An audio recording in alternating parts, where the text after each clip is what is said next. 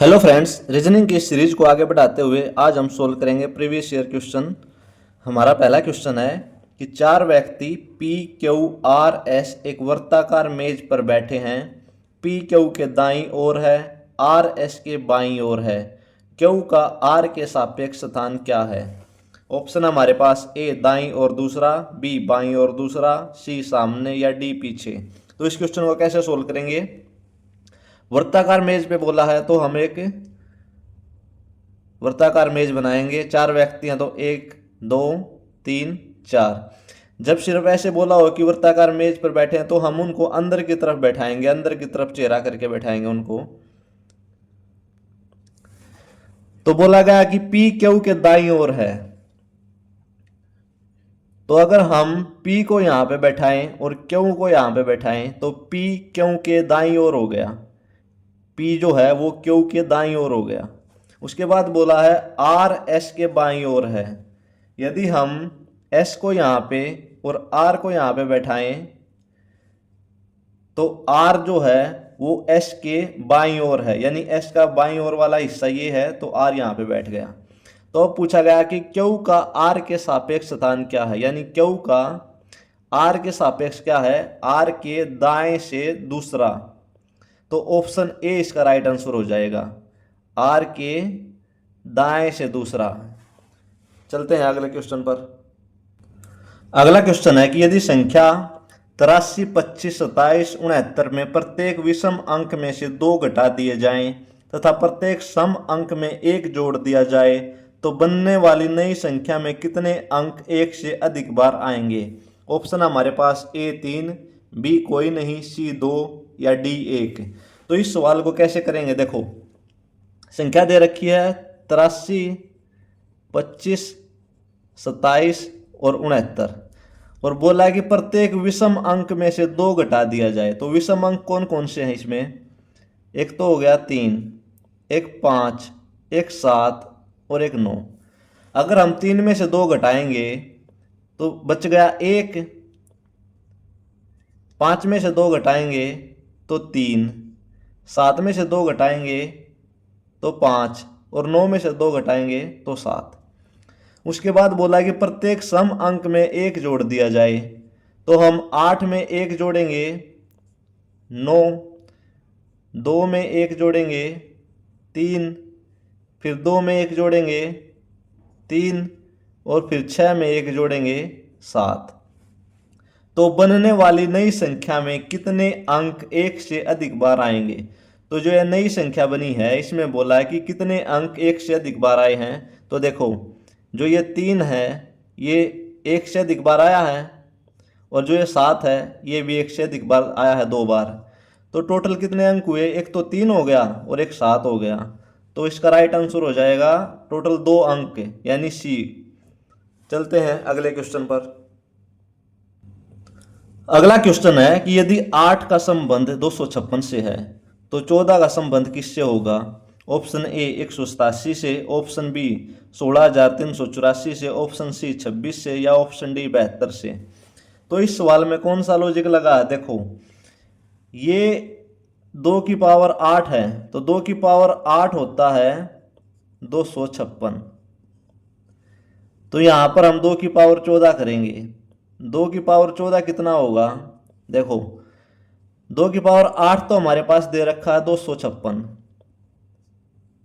अगर हम 2 की पावर 6 और निकाल लें और उनकी गुणा कर दें तो 2 की पावर 14 निकल आएगा। तो 2 की पावर 6 कितना होता है? 2, 4, 8, 16, 32, 64। तो अगर हम 256 की और 64 की गुणा कर दें तो 2 की पावर 14 निकल आएगा। तो देखो, हमें इसकी गुणा करने की जरूरत ही नहीं पड़ेगी। 256 2 की पावर 8 दे रखा है, ये 72 से भी ज़्यादा है, 26 से भी ज़्यादा है और 187 से भी ज़्यादा है। तो 2 की पावर 14 हो जाएगी 16,384। तो ऑप्शन बी इसका राइट आंसर हो जाएगा। चलते हैं अगले क्वेश्चन पर। अगला क्वेश्चन है संख्या श्रृंखला का, श्रृंखला पूरी करने सीरीज का क्वेश्चन है कि 3, 7, 15, 31 और 63, आगे है क्वेश्चन मार्क। तो यहाँ पर कौन सी संख्या आएगी? Option A 127, option B 125, option C 129 या ऑप्शन डी 131। तो इस सवाल में कौन सा लॉजिक लगा है? देखो, अगर हम यहाँ पर 3 गुणा 2 और जमा 1 करते हैं तो कितना हुआ? 7। इसी तरह ये जो 7 है, इसमें 7 गुणा 2 जमा 1 करेंगे तो 15 हो जाएगा। इसी तरह ये 15 है, 15 गुणा 2 जमा 1 करेंगे तो 31 हो जाएगा।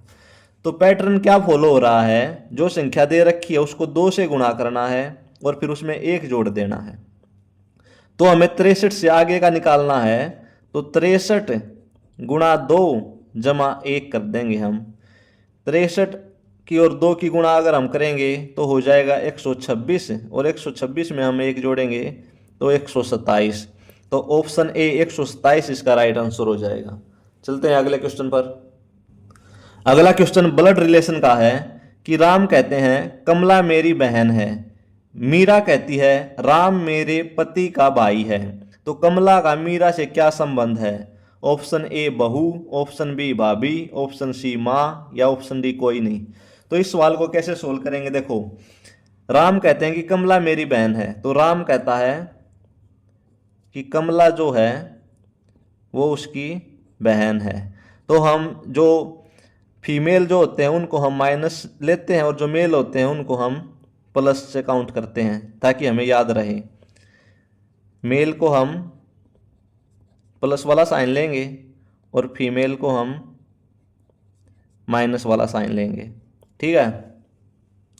उसके बाद मीरा कहती है कि राम मेरे पति का भाई है। तो मीरा कहती है कि राम जो है वो मीरा के पति का भाई है, यानी जो मीरा है वो राम की भाभी हुई। अगर वो राम की भाभी है तो राम की बहन की भी भाभी हुई। तो जो कमला से मीरा का क्या संबंध हुआ? कमला से मीरा का संबंध हुआ, मीरा कमला की भाभी हुई। तो ऑप्शन बी इसका राइट आंसर हो जाएगा। चलते हैं अगले क्वेश्चन पर। अगला क्वेश्चन है समानता का कि पक्षी का संबंध उड़ने से है तो मछली का संबंध किससे होगा? ऑप्शन ए तैरने से, ऑप्शन बी चलने से, ऑप्शन सी कूदने से या सोना से। तो पक्षी आसमान में उड़ते हैं, उसी तरह मछली जो है वो पानी में तैरती है। तो ऑप्शन ए तैरना इसका राइट आंसर हो जाएगा। चलते हैं अगले क्वेश्चन पर। अगला क्वेश्चन है सीरीज का कि श्रृंखला पूरी करो 2, 5, 10, 17, 26 question mark. Option A 35, option B 37, option C 39 या ऑप्शन डी 41। तो इस सवाल में कौन सा लॉजिक लगा? देखो, अगर हम 2 में 3 जोड़ते हैं तो 5 बनता है। इसी तरह 5 में हम 5 जोड़ें तो 10 बनता है। 10 में हम 7 जोड़ें तो 17 बनता है। और 17 में अगर हम 9 जोड़ें तो 26 बनता है। यानी पहले 3 जोड़ा, फिर 5 जोड़ा, फिर 7 जोड़ा, फिर 9 जोड़ा। अब हमें 11 जोड़ना पड़ेगा 26 में। तो 26 में हम 11 जोड़ेंगे तो 37। तो यहाँ पर आ जाएगा 37। तो ऑप्शन बी इसका राइट आंसर हो जाएगा। चलते हैं अगले क्वेश्चन पर। अगला क्वेश्चन है डायरेक्शन का कि एक व्यक्ति पश्चिम की ओर 10 मीटर चलता है, फिर दक्षिण की ओर 6 मीटर चलता है, फिर पूर्व की ओर 10 मीटर चलता है, वह कितनी दूरी पर है? ऑप्शन ए 6 मीटर पर, ऑप्शन बी 4 मीटर पर, ऑप्शन सी 8 मीटर पर या ऑप्शन डी 0 मीटर पे। तो देखो, एक व्यक्ति पश्चिम की ओर 10 मीटर चलता है, तो इधर हो गया पूर्व, इधर हो गया पश्चिम। पश्चिम की ओर चला वो 10 मीटर। उसके बाद फिर वह दक्षिण की ओर 6 मीटर चलता है। ये चला था पश्चिम की ओर, ये है पूर्व। ऊपर हो गया उत्तर और नीचे हो गया दक्षिण। फिर वह दक्षिण की ओर 6 मीटर चलता है, तो वह 6 मीटर चला दक्षिण की ओर। फिर पूर्व की ओर 10 मीटर चला, वो फिर से पूर्व की ओर 10 मीटर चला। यानी वह यहाँ से चलना शुरू हुआ था और यहाँ पर आकर रुक गया। वह कितनी दूरी पर है? तो देखो, इनके बीच की दूरी कितनी है? 6 मीटर। तो ये दूरी हो जाएगी 6 मीटर। तो ऑप्शन ए 6 मीटर इसका राइट आंसर हो जाएगा। चलते हैं अगले क्वेश्चन पर। अगला क्वेश्चन वेन डायग्राम का है कि जिनमें फल, सेब और नाशपाती शामिल हैं वे किस वेन आरेख का प्रतिनिधित्व करेंगे? ऑप्शन 1 का, 2 का, 3 का या 4 का।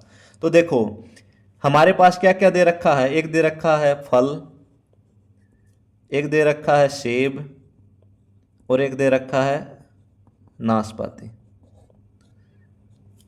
तो देखो सेब क्या होता है? सेब एक फल होता है। उसी तरह नाशपाती क्या होता है? नाशपाती भी एक फल होता है। तो ये हो गया सेब, ये हो गया नाशपाती। तो तीसरा हमारे पास फल, ये दोनों ही फल होते हैं तो फल के अंदर आ जाएंगे, ये हो गया फल। तो ऑप्शन डी, ऑप्शन 4 इसका राइट आंसर हो जाएगा। चलते हैं अगले क्वेश्चन पर। अगला क्वेश्चन है कि जिनमें डॉक्टर, पुरुष और शिक्षक शामिल हैं उस वेन आरेख का प्रतिनिधित्व करें। यानी वेन डायग्राम बनाना हमें जिसमें डॉक्टर हो, पुरुष हो और शिक्षक हो।